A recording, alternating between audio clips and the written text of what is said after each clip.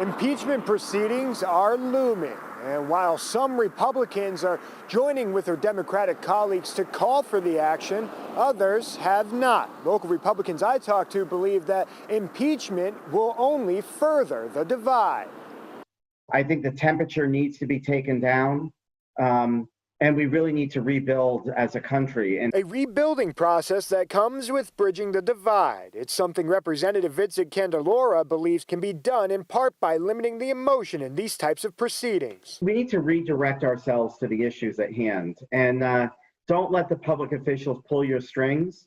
Take a step back, turn the TV set off once in a while and just try to research the issues. Candelora, like other state Republicans, quickly condemned the violence at the U.S. Capitol that has taken the lives of 5 people. There is no place in America, in American politics and American discourse for violence. They also have taken to social media to call for unity in the wake of the siege. Senator Paul Cicerella saying the conversation must now turn to how to begin the healing process as one nation. A healing process that Candelora believes an impeachment will only further mar. I think that what we're seeing out of Washington, D.C., that everybody's tired of, is that our public officials have weaponized the political process and has weaponized the public.